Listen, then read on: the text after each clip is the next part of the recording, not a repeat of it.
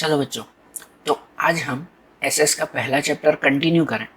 जो चैप्टर का नाम था rise of British rule in India. Rise of British rule in India, India में ब्रिटिश रूल किस तरह से कंटिन्यू हुआ वो हम लोग इस चैप्टर में देख रहे थे। कल के चैप्टर में हमने पॉइंट्स देखे थे कि किस तरह से जो यूरोपियन पीपल थे वो हमेशा से हमारे इंडिया के स्पाइसेस, क्लोथ्स, अदर थिंग्स यहाँ से लेकर जाते थे। लेकिन वो जिस रूट से आते थे ना, कॉन्स्टेंटिनोपल, उस रूट को तुर्किश पीपल ने जो है वो बंद कर दिया। इसी वजह से यूरोपियन लोगों को नया रूट फाइंड करने की ज़रूरत पड़ी। और इस तरह से सबसे पहले पोर्टुगीज के जो है वो ये पर्सन थे, वास्को द गामा, उन्होंने इंडिया आने का जो है वो ये सबसे पहला नया रूट जो है वो ये फाइंड किया था।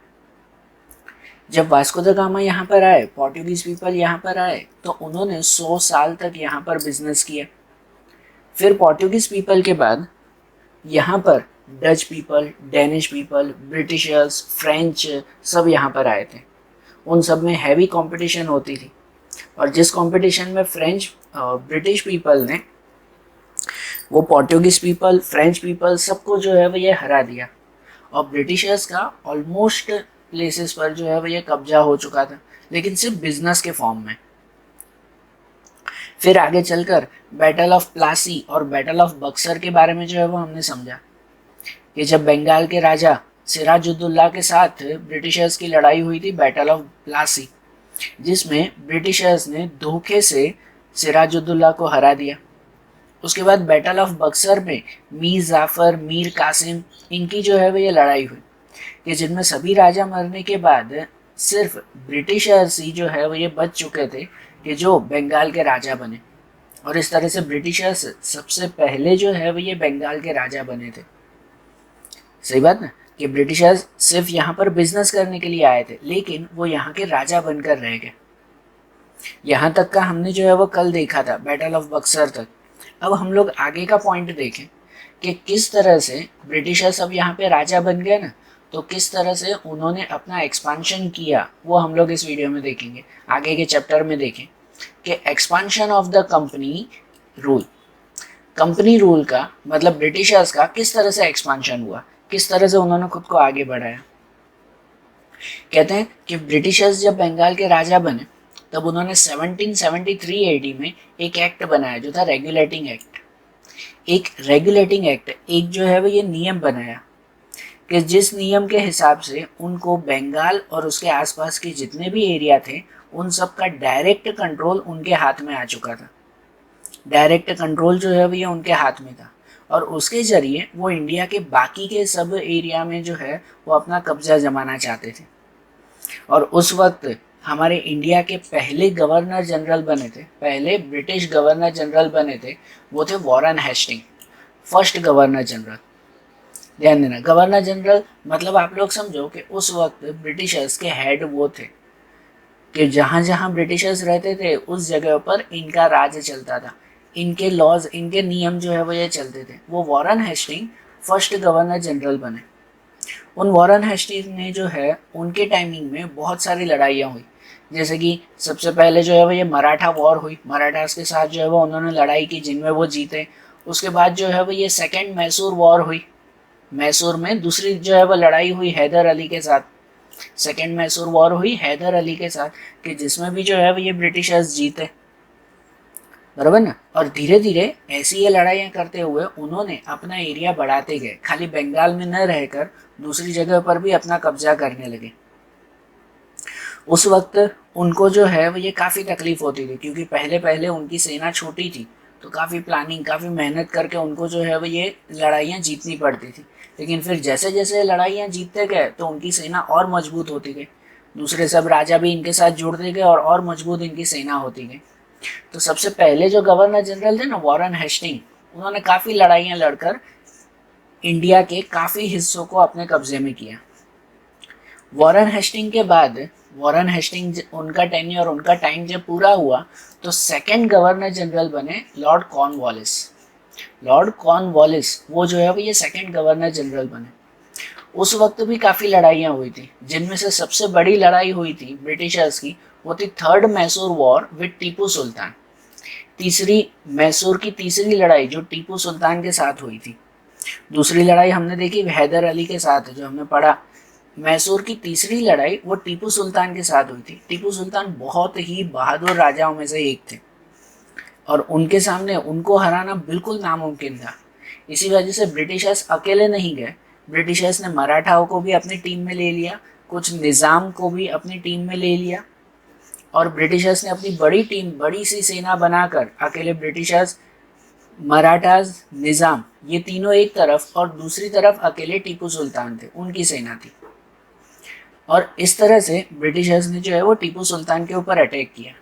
टीपू सुल्तान फिर भी जो है वो हारने वालों में से नहीं थे, लेकिन लड़ाई के एंड तक उनकी हालत काफ़ी जो है वो ये कहते हैं कमज़ोर हो गई और टीपू सुल्तान को ब्रिटिशर्स के सामने झुकना पड़ा। मीन्स उनकी ट्रीटी माननी पड़ी। ट्रीटी मतलब कि जब भी कोई लड़ाइयाँ होती है ना, जब भी कोई दो राजाओं के बीच में लड़ाइयाँ होती है ना, तो आखिरी में उनके बीच में एक तरह का समझौता होता है, एक तरह का एग्रीमेंट बनता है।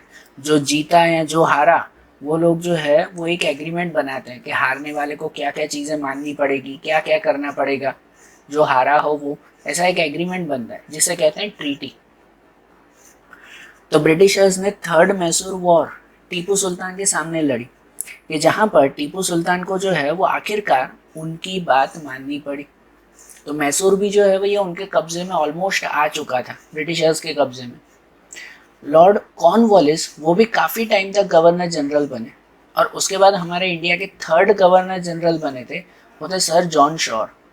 Sir John sure, sir John sure के टाइमिंग में लड़ाइयाँ तो इतनी ज़्यादा नहीं हुई, इतनी ज़्यादा लड़ाइयाँ नहीं हुई, लेकिन उनकी जो है वो ये पॉलिसीज़ बहुत ही रिगिड थी। रिगिड मतलब फिक्स पॉलिसीज, स्ट्रिक्ट पॉलिसीज आप लोग अगर कह सको, ठीक है, वो स्ट्रिक्ट पॉलिसीज थी। लेकिन उन पॉलिसीज में बहुत सारे समझो फॉल्ट थे। सर जॉन शॉर ने जो है वो ये जो भी पॉलिसीज, जो भी रूल्स बनाए थे ना, उसमें बहुत फॉल्ट थे। इसकी वजह से क्या हुआ कि जो ब्रिटिश कंपनी की, ब्रिटिश ईस्ट इंडिया कंपनी का जो फेम था, जो नाम था ना, वो धीरे धीरे डूबने लगा। मतलब इनके पहले दो गवर्नर जनरल जो आए थे, जो दो आए, जो वॉरेन हेस्टिंग और सेकंड लॉर्ड कॉर्नवालिस, ये दोनों जो आए, इन दोनों ने ब्रिटिशर्स का जितना नाम कमाया था ना, सर जॉन शॉर ने उतना ब्रिटिशर्स को जैसे पीछे कर दिया और दूसरे राजाओं की हिम्मत जो है वो बढ़ने लगी। इसी वजह से सर जॉन शॉर को, ये third general sir John sure को जल्दी से उनकी गद्दी से हटा दिया गया। जल्दी से जो है वो ये उनके जगह से वो हट गए और उनकी जगह पर फिर फोर्थ गवर्नर जनरल आए हमारे, वो थे वेलेस्ली। फोर्थ गवर्नर जनरल बने वेलेस्ली। वेलेस्ली ने, जो ब्रिटिशर्स का नाम खराब हुआ था ना, सर जॉन शॉर के टाइमिंग में जो ब्रिटिशर्स का नाम खराब हुआ, उस नाम को फिर से जो है वो ये आगे करने के लिए, फिर से ब्रिटिशर्स का जो है वो ये कहते हैं ना पावर जमाए रखने के लिए उन्होंने एक पॉलिसी बनाई, एक रूल बनाया जिसका नाम रखा subsidiary aliens system. Subsidiary aliens system, ये एक रूल बनाया लॉर्ड वेलेस्ली ने। इस रूल के हिसाब से सब्सिडरी एलियंस सिस्टम जो था वो राजाओं के लिए एक तरह का स्वीट पॉइजन था। स्वीट पॉइजन मतलब एक मीठे जहर की तरह था, क्योंकि वेलेस्ली का ये सब्सिडरी एलियंस सिस्टम वो राजाओं को एक तरह से अपने फंदे में, या समझो कि भाई अपने जाल में जो है वह फंसाए रखने का एक तरह का सिस्टम था। ध्यान से समझो कि ये सब्सिडरी एलियंस सिस्टम में एक्चुअली क्या होता था। इस सिस्टम के थ्रू, सब्सिडरी एलियंस सिस्टम, इस रूल के थ्रू ब्रिटिशर्स क्या करते, तो ब्रिटिशर्स राजा के पास जाते और राजा को जाकर ये कहते कि भाई आप लोग अब आराम करो, आप लोग आराम करो, पूरे राज्य को संभालने का काम हम करेंगे। ब्रिटिशर्स राजा को जाकर कहते कि आप लोग आराम करो, पूरे राज्य को अब हम लोग संभालेंगे। कुछ भी लड़ाइयाँ हुई तो राजाओं से लड़ाई हम लोग जो है वो लड़ेंगे और राज्य में लोगों को जो भी तकलीफ होगी, जो भी मुसीबतें आएगी, वो सब भी हम देखेंगे। राज्य को कैसे चलाना है, किससे कितना टैक्स लेना है और लोगों को किस तरह से बेनिफिट देना है, कैसे फ़ायदा देना है, ये सब काम हम करेंगे, आप लोग आराम करो। और उसके बदले में ब्रिटिशर्स ने कहा कि इसके बदले में आप लोग हमें कुछ पगार दे देना या कुछ जो है वो ये इनकम दे देना। मतलब ब्रिटिशर्स राजा के सामने गए और राजा को जाकर जो है वो ये एक तरह के बहलाए फुसलाए कि आप आराम करो, आपका सब कामकाज, छोटा मोटा सब कामकाज हम संभालेंगे, है ना, उसके बदले में आप लोग हमें जो है वो ये पैसे दे देना। बताओ कि इससे ये सुनकर जो है वो ये राजा खुश हो जाते कि नहीं? ब्रिटिशर्स जब उन्हें जाकर बोलते तो खुश होते थे कि नहीं? आज भी हो जाए, आज भी जो है वो कोई भी आकर हम अगर हमें ऐसे बोले कि हम लोग पूरा दिन काम कर रहे हैं, कोई आकर बोलता है कि यार तुम जो है वो ये अपना काम काज छोड़ दो, कोई काम करने की ज़रूरत नहीं है, तुम आराम करो, तुम्हारा पूरा काम मैं संभालता हूँ, उसके बदले में मुझे जो है वो ये इतनी सैलरी दे देना, तो बताओ हम खुश हो जाएंगे कि नहीं? यार मेरा काम तो सब वो संभालेगा, मुझे आराम ही आराम। तो वैसे ही उस वक्त सब राजा भी खुश हो जाते कि चलो अब हमें आराम होगा, हमारा सब कामकाज ब्रिटिशर्स संभालेंगे। लेकिन उस वक्त राजाओं को नहीं पता था कि कुछ ही टाइमिंग में वो ब्रिटिशर्स इस तरह से जो है वो उनके राज्य पर कब्जा कर लेते कि जो भी डिसीजन लेना हो, जो भी कुछ कामकाज करना हो, वो सब ब्रिटिशर्स खुद करते। राजा सिर्फ नाम का रह जाता एक कोने में, राजा सिर्फ नाम का रह जाता कि हाँ भाई ये राजा है, बाकी सब कामकाज, सब फैसले कौन लेता था? ब्रिटिशर्स लेते थे। मतलब असली राजा कौन बन गए? ब्रिटिशर्स ही बन गए ना, और वो राजा तो सिर्फ नाम के रह गए थे। इसीलिए इस पॉलिसी को स्वीट पॉइजन कहते हैं, स्वीट पॉइजन, मीठे जहर की तरह। क्योंकि क्योंकि ये जो है वो सिस्टम, मतलब ये पॉलिसी जो थी वो पहले पहले बहुत अच्छी लगती थी राजाओं को, पहले पहले तो बहुत अच्छा लगा कि हाँ भाई ब्रिटिशर्स सब संभाल रहे हैं, अब हमें तो आराम है। लेकिन फिर आगे चलकर उनको पता चला कि ब्रिटिशर्स संभाल रहे हैं तो उनके पीछे उल्टा ब्रिटिशर्स खुद ही खुद हमारे पूरे राज्य को खाते जा रहे हैं, अपने कब्जे में करते जा रहे हैं, और राजा सिर्फ नाम के रह गए, है ना। और ब्रिटिशर्स ने जो है वो ये उन्हें अपने धोखे में इस तरह से जो है वो ये फंसा के रखा था, इस तरह से फंसा के रखा था कि उसके बाद राजा उनसे निकल भी नहीं पाते थे, उन्हें दूर भी नहीं कर पाते। ब्रिटिशर्स उनके सामने ऐसे रूल रखते, वो कहते कि आप जो है वो आपकी सेना के साथ अब हम लोग हमारी सेना भी उसमें रखेंगे। ब्रिटिशर्स क्या कहते कि राजा की जो सेना है उसके साथ साथ हम लोग अपनी सेना भी, ब्रिटिशर्स की सेना भी रखेंगे, और उसके बदले में हमारी सेना को जो है वो रहने के लिए घर, और जो है वो ये पूरे सेना को पगार भी दी जाएगी। मतलब वो रहते भी राजा के ही महलों में और पगार भी राजा से ही लेते थे, ऐसा हो जाता। इसके अलावा उन्होंने जो है वो इस सिस्टम के थ्रू राजा को ये मना लिया था कि भाई कोई भी दूसरे राजा के साथ लड़ाई लड़नी हो या कोई भी दूसरे राजा के साथ कोई तरह का समझौता करना हो, कोई फैसला लेना हो, तो ब्रिटिशर्स से पूछे बिना कोई भी फैसला नहीं लिया जाएगा। ब्रिटिशर्स ने राजा को ये कह दिया। अब बताओ, राजा होते हुए भी उन्हें अगर ब्रिटिशर्स से पूछकर फिर फैसला लेना पड़े तो वो राजा कौन से काम के? लेकिन ब्रिटिशर्स ने उनको जो है वो फंसा के रखा था ना। और राजा का जो दरबार होता ना, राजा का दरबार होता, उसमें राजा के सब मंत्री वगैरह होते। ब्रिटिशर्स ने कहा था कि इन मंत्रियों में एक ब्रिटिशर भी होगा, कि जिससे राजा जो है वो क्या क्या फैसले ले रहा है ये सब ब्रिटिशर्स को पता चलता रहे। तो इसका मतलब राजा को हर तरह से ब्रिटिशर्स ने अपने फंदे में फंसा लिया। इसलिए राजाओं को पहले पहले ये बहुत अच्छा लगता था कि सब्सिडरी एलियंस तो बहुत अच्छा है, लेकिन फिर पता चला कि राजा तो सब फंस गए थे उनके बीच में।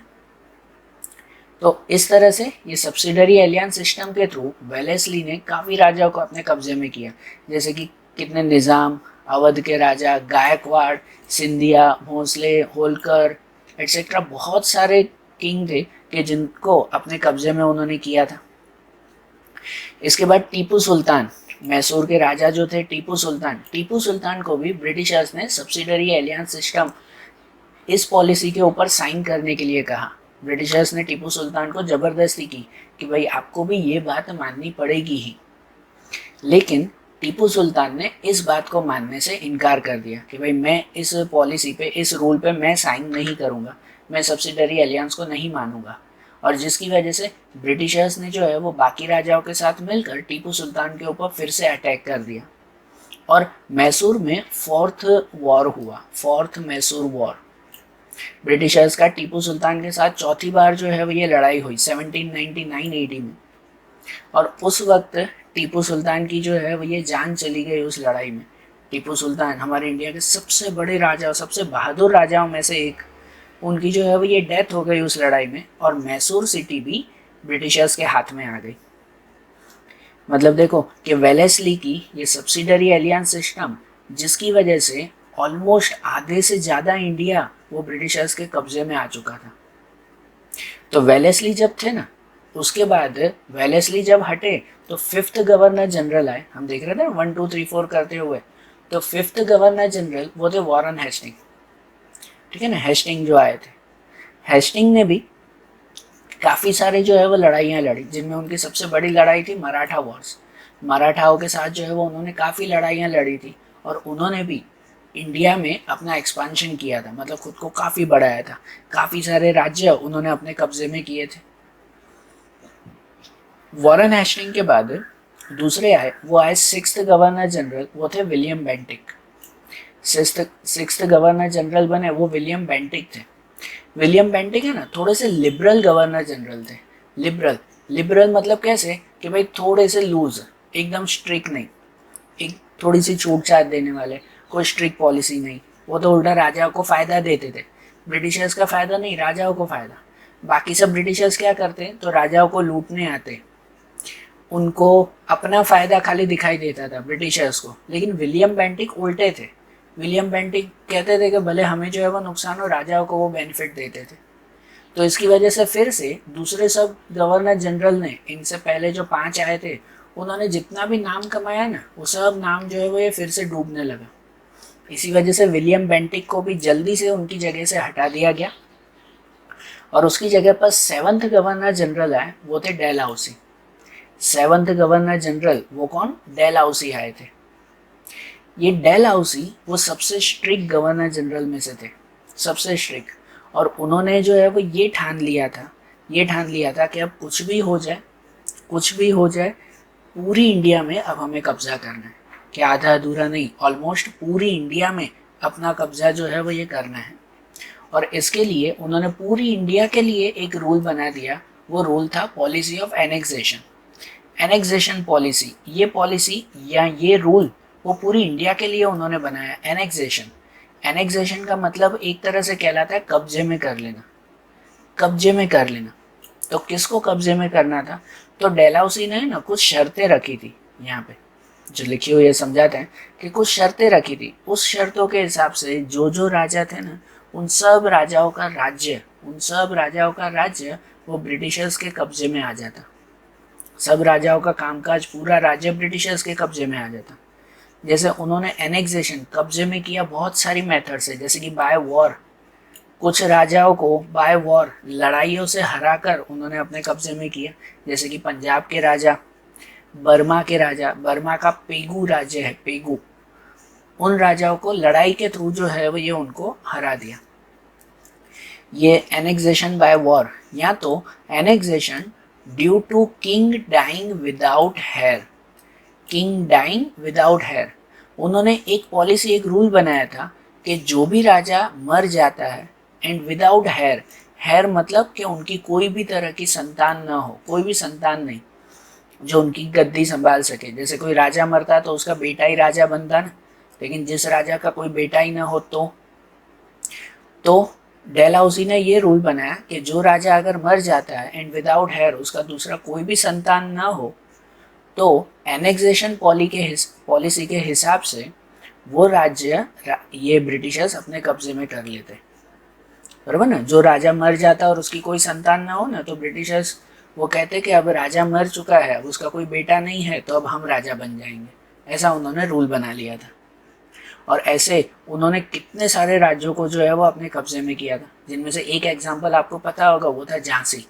झांसी की रानी जो लड़े थे वो इसी की वजह से ही ना।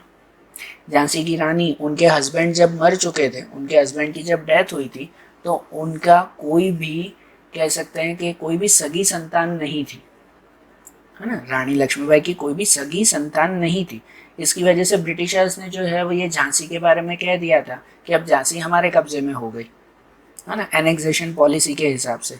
लेकिन फिर झांसी की रानी जो है वो ये उनके खिलाफ लड़े थे, पता है ना ये स्टोरी। तो ये भी एनेक्सेशन पॉलिसी के थ्रू ही उन्होंने झांसी को भी अपने कब्जे में कर लिया। और सिर्फ झांसी नहीं, सतारा, जेतपुर, संबालपुर, उदयपुर, भगत, नागपुर, ऐसे कितने सारे शहर थे जो इस वजह से ब्रिटिशर्स ने अपने कब्जे में किए थे कि राजा के मरने के बाद उनकी कोई संतान नहीं थी, या तो फिर on pretext of mismanagement. Pretext of mismanagement इसका मतलब होता है कि अगर कोई राज्य में मिसमैनेजमेंट चल रहा है, बरोबर मैनेजमेंट नहीं हो रहा है, राजा राज्य को नहीं संभाल पा रहा है, तो वो राज्य भी अब ब्रिटिशर्स संभालेंगे। तो वो भी ब्रिटिशर्स अपने कब्जे में कर लेते थे। जैसे कि अवध के राजा को उन्होंने ऐसे कब्जे में किया कि हाँ भाई, आप जो है भैया अब अपने राज्य को बरोबर नहीं चला पा रहे हो, तो अब हम चलाएंगे, और वो ब्रिटिशर्स अपने कब्जे में कर लेते थे। इसके अलावा on pretext of dept collection. On pretext of dept collection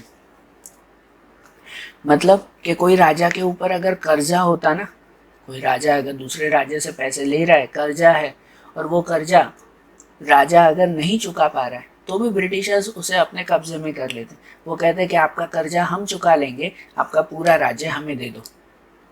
और इस तरह से भी ब्रिटिशर्स ने निज़ाम के, हैदराबाद के निज़ाम जो थे उनका प्रोविज़न, उनका राज्य अपने कब्जे में कर लिया था, है ना। इनके अलावा कि सिर्फ जैसे आगे हमने सब्सिडरी अलियांस पॉलिसी देखी कि सिर्फ जो है वो रूल करने के लिए, डलहौसी ने भी उसी तरह से कि राजाओं को कहते कि आप आराम करो और हम जो है वो ये इसे संभालेंगे, और इस तरह से भी कितने सारे राजाओं को उन्होंने अपने कब्जे में किया था। तो जो 7th गवर्नर जनरल आए थे ना, डलहौसी, वो डलहौसी ने ऑलमोस्ट जो है वो ये इंडिया पर अपना कब्जा कर लिया था। ठीक है, तो मतलब ऐसे समझो, एक आपको अंदाजा लगाओ कि कल हमने जो देखा था कि बैटल ऑफ प्लासी हुई थी, वो थी 1757 में। 1757 में बैटल ऑफ प्लासी हुई, और ये डलहौसी जब तक आए थे तब तक थे 1857 हो गया था। 1857 के आसपास का टाइमिंग हो चुका था, ठीक है ना, जब तक डलहौसी आए थे तब तक, मतलब 100 साल का टाइमिंग। और इन 100 सालों में ब्रिटिशर्स ने पूरी इंडिया पे अपना कब्जा कर लिया था, और पूरी इंडिया में अभी तक किसी को भी जो है वो इतनी हिम्मत नहीं थी कि ब्रिटिशर्स के खिलाफ कुछ बोल पाए, है ना, कोई भी उनके खिलाफ नहीं बोल पाता था। तो धीरे धीरे करते हुए जो है वो ब्रिटिशर्स ने पूरी इंडिया में अपना कब्जा कर लिया। कब तक? 1857 तक। मतलब 1857 तक समझो कि हमारी पूरी इंडिया वो ब्रिटिशर्स की गुलाम बन चुकी थी। 1757 जो बैटल ऑफ प्लासी हुई, उनसे पहले ब्रिटिशर्स आए थे 1600 में। ब्रिटिशर्स ने एंट्री की थी कब? 1600 में। हमने देखा था ना, सबसे पहले जो है वो ये सूरत में आए थे, वो 1600 में उन्होंने एंट्री की। 1600 से 1757 तक मतलब समझो कि 100 सालों से भी ऊपर, 157 ईयर्स, 150 साल तक उन्होंने यहाँ पे बिजनेस किया, अपनी कंपनी चलाई, बिजनेस किया उन्होंने। और 1757 में वो बंगाल के राजा बने, और धीरे धीरे करते 1857 तक 100 सालों में वो पूरी इंडिया के राजा बन गए, बराबर ना। और 1857 के बाद, जस्ट एग्जाम्पल की तरह आपको बता रहा हूँ, ऐसे ही बता रहा हूँ ये, कि 1857 के बाद 1947 को वो यहाँ से गए, बराबर ना। मतलब 1857 के बाद 1947 तक, 90 ईयर्स तक हम लोग उनके खिलाफ लड़ते रहे। 1857 के बाद ब्रिटिशर्स के खिलाफ धीरे धीरे लड़ाइयाँ शुरू हुई, और 90 ईयर्स हम लोग उनके साथ रहते रहे, लड़ते रहे, और 1947 में ब्रिटिशर्स यहाँ से छोड़कर गए थे। मतलब अगर पूरा जो है ये टाइमिंग देखें ना, तो 1600 से लेकर 1947 तक करीबन 350 साल ब्रिटिशर्स यहाँ पर रहे थे, है ना, 350 ईयर्स, बराबर ना। तो हमने ये ब्रिटिशर्स के बारे में देखा ना, कैसे धीरे धीरे करके उन्होंने पूरी इंडिया पे राज कर लिया। अब एक पॉइंट देखें, चैप्टर का जो है वो ये आखिरी पॉइंट है और इम्पोर्टेंट पॉइंट, कि वो ये है कि इम्पैक्ट ऑफ द कंपनी, कि ये ब्रिटिशर्स जब यहाँ पर रहे ना, ये 350 साल यहाँ पर रहे वो, तो इनके बीच में हमारे इंडिया पे क्या इम्पैक्ट हुआ, मतलब क्या असर हुआ, इंडिया पे क्या असर हुआ। तो इंडिया पे इम्पैक्ट जो था ना, वो 2 तरह का इम्पैक्ट है। एक आता है इकोनॉमिक इम्पैक्ट, और दूसरा सोशल इम्पैक्ट। 2 तरह का इम्पैक्ट होने लगा, इकोनॉमिक एंड सोशल इम्पैक्ट। तो इकोनॉमिक मतलब पैसों का क्या इम्पैक्ट हुआ, तो ध्यान से सुनना। ऐसा था कि जब ब्रिटिशर्स पहले यहाँ पर आए थे ना 1600 में, और 1600 से लेकर 1757 तक उन्होंने यहाँ पे खाली बिजनेस किया। उसके बाद जब यहाँ के राजा बन गए ना, तो राजा बनने के बाद उन्होंने क्या किया, तो यहाँ पर यहाँ का पूरा बिजनेस उन्होंने अपने कब्जे में कर लिया। अब ऐसा होता था कि पहले यहाँ से जो है वो ये सामान वहाँ पर जाकर बेचते थे, वहाँ पर जाकर जो है वो इंग्लैंड में जाकर बेचा जाता था, यहाँ का सामान ले जाते थे वहाँ पर। अब क्या करते थे, तो इंडिया का रॉ मटेरियल, इंडिया का कच्चा सामान यहाँ से इंग्लैंड में ले जाते, इंग्लैंड में वही सामान तैयार करते, और वही सामान फिर से जो है वो ये इंडिया में लेकर आते, फिर से इंडिया में ही लेकर आते, और यहीं पर हमारा ही सामान हमें ही बेचते थे, और वो भी ज़बरदस्ती। वो कहते थे कि नहीं भाई ये तो इंग्लैंड का सामान है, और जो है वो ये हर किसी को यही खरीदना है, ठीक है ना। मतलब हमारा ही गुड्स सिर्फ इंग्लैंड से जो है वो ले आकर और हमें ही बेचते थे, हमारा ही सामान हमें। तो जिसकी वजह से इंडिया के जितने भी बिजनेसमैन थे ना, उन सबको भारी नुकसान हुआ, हद से ज़्यादा नुकसान हुआ। दूसरा, वो पूरे इंडिया के राजा बन चुके थे, इसलिए हर राज्य में टैक्स लेने की उन्हें परमिशन मिल चुकी थी, हर जगह पे टैक्स लेने की उन्हें परमिशन थी ब्रिटिशर्स की। इसीलिए ब्रिटिशर्स मनचाहा टैक्स लेते थे। कैसा टैक्स लेते हैं? मनचाहा टैक्स, जैसे जो है वो ये उनके मन में आता उतना, है ना। किसी से बहुत ज़्यादा टैक्स, तो जो कोई रिच होते, जो ब्रिटिशर्स को फ़ायदा देते, तो उन्हें बहुत कम टैक्स, है ना। मतलब ब्रिटिशर्स सिर्फ अपना फ़ायदा देखते थे इसमें, और कुछ भी नहीं। वो चलाते थे ड्यूअल पावर पॉलिसी, मतलब कहते हैं द्विमुखी शासन पद्धति, द्विमुखी शासन। इसका मतलब ये इसका मतलब ये कि वो राजाओं को ये कहते हैं ना कि राजा आप ही हो, पर आप आराम करो, संभालेंगे सब हम। मतलब कि राजा के पास जो है वो पावर था, लेकिन सिर्फ नाम का पावर था, सिर्फ नाम का पावर था उनके पास, बराबर। असली राजा, असली काम कौन करते थे? तो ब्रिटिशर्स करते थे। तो ब्रिटिशर्स यहाँ पर राजा बन के भी बैठे थे, और ब्रिटिशर्स यहाँ पर अपना बिजनेस भी चला रहे थे। मतलब दोनों हाथों से हमें लूट रहे थे। जैसे राजा बन के भी जो है वो टैक्स लेते थे, और बिजनेस चलाते थे, तो उनसे भी उनको प्रॉफिट होता था।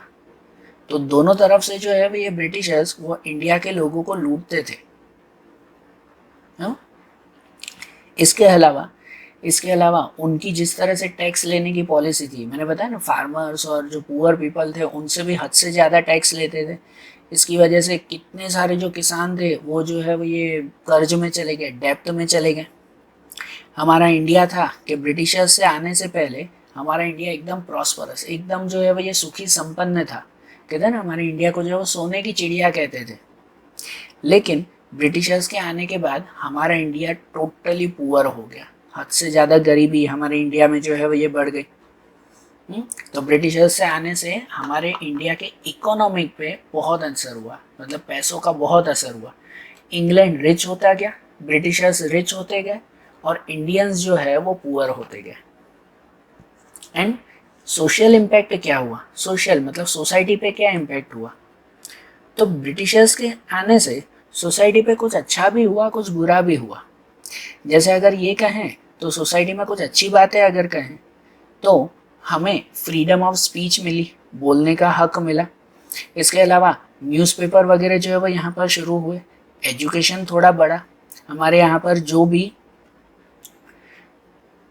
जो भी सोशल कस्टम्स थे, जो भी रीति रिवाज थे, और वो भी इल कस्टम्स जो थे, जो बुरे रीति रिवाज थे, वो सब बंद हुए। जैसे कि सती सिस्टम, चाइल्ड मैरिजेस, ये सब राजा राम मोहन राय थे, दुर्गा राम मेहता थे, बहराम जी मलबारी थे, इन सब के कहने पर ब्रिटिशर्स ने ये सब सिस्टम बंद करवाए, ये सब पुराने रीति रिवाज बंद करवाए। लेकिन हमारे इंडिया के लोगों को ऐसा लगता था कि ये सब बंद करवा के ब्रिटिशर्स जो है वो हमारे इंडिया का कल्चर ख़त्म कर रहे हैं। जैसे ब्रिटिशर्स ने यहाँ पर इंग्लिश एजुकेशन भी शुरू की, तो जिससे इंडिया का प्रोग्रेस हुआ। लेकिन काफ़ी सारे इंडियंस को ऐसा लगता था कि अगर इंग्लिश एजुकेशन हमारे यहाँ पर शुरू हो गई तो जिसकी वजह से हम लोग अपना ही कल्चर भूल जाएंगे, इंडिया की अपनी पहचान ख़त्म हो जाएगी। सही बात है ना? तो इसीलिए सोशल इम्पैक्ट भी काफ़ी हुआ, कुछ अच्छा भी हुआ कुछ बुरा भी हुआ। जो बातें होती थी वो इंडिया के लोगों को कुछ बातें ब्रिटिशर्स की पसंद आती, कुछ नहीं पसंद आती। सो अगर ओवरऑल कहा जाए ना तो हाँ, ब्रिटिशर्स ने कुछ फ़ायदे दिए, लेकिन वो फ़ायदे कैसे थे, सिर्फ ब्रिटिशर्स के अपने मतलब के थे, उनसे इंडिया को ज़्यादा फ़ायदा होता नहीं था। ब्रिटिशर्स ने सिर्फ और सिर्फ जो है वो अपना फ़ायदा देखते गए, अब खुद को जो है वो ये प्रोग्रेस करते गए और हमारे इंडिया को पीछे करते गए वो। ठीक है, इस तरह से ब्रिटिशर्स ने यहाँ पर 350 साल रहकर इंडिया की बहुत हालत ख़राब की।